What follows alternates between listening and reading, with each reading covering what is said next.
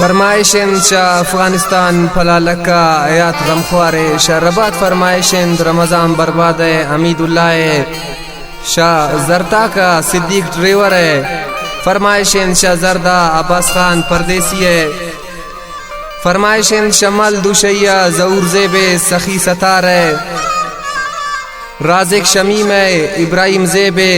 و استاد اسماعیل ہے فرمایشن خاص کر ابرار رسنی و اسرار رسنی اے دوست وفادار تی چمخ مارے نا دوست بنسا تی گپ کرارے اے دوست وفادار تی چمخ مارے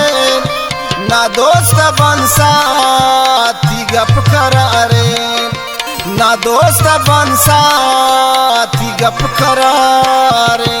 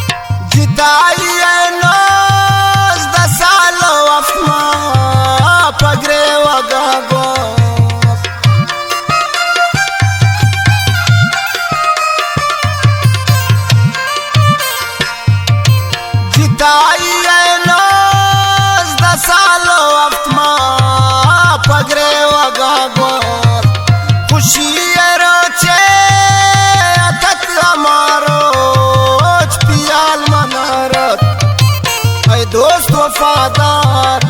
ती चमख मारे ना दोस्त बंसा ती गप करारे ना दोस्त बंसा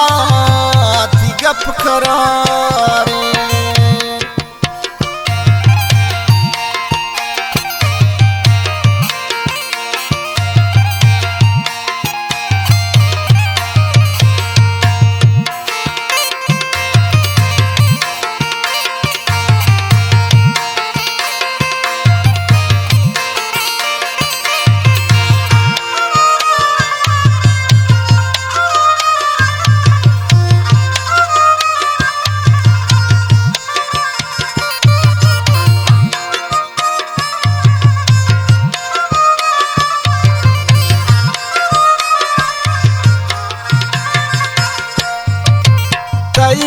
मोहब्बत नैन प मकसद नैन प जरा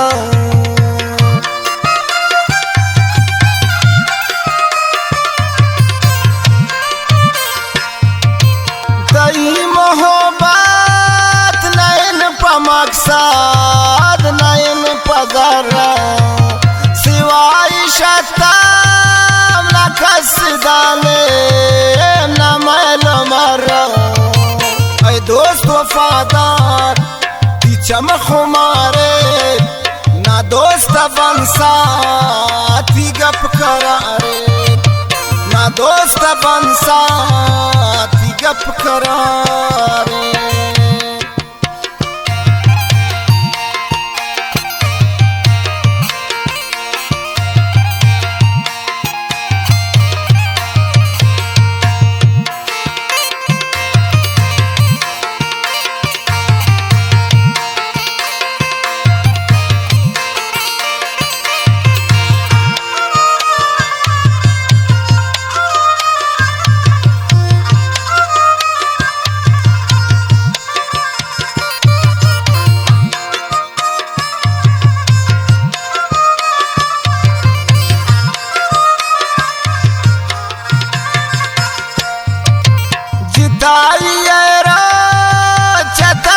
पमान जो मिसल साला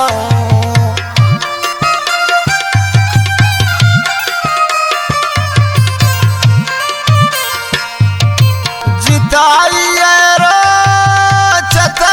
पमान चो मिसल साला और मर्दमा सो जखुम पता तैयावाला ऐ दोस्त वफादार ती चमक हमारे ना दोस्त बंसा ती गप करारे ना दोस्त बंसा ती गप करारे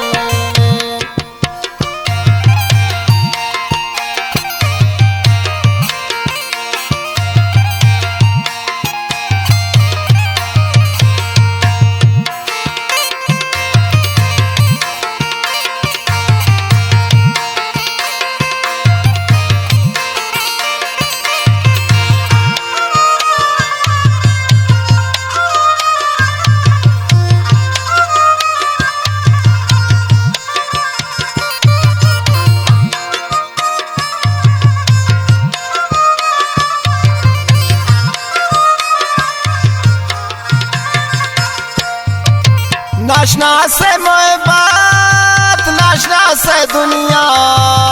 में जिंदगिया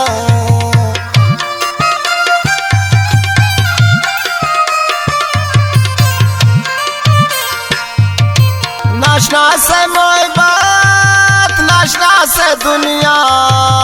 में खुशियाँ जियान नैली दो दिल पयक जा ऐ दोस्त वफादार ती चमक हमारे ना दोस्त बंसा ती गप करारे